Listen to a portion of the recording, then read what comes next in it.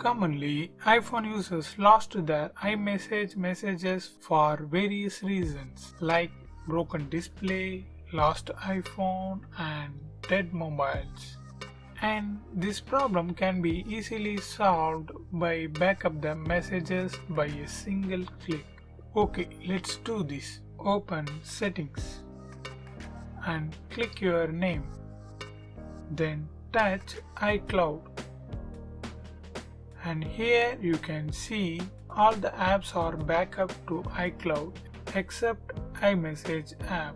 So just touch and enable this. That's it.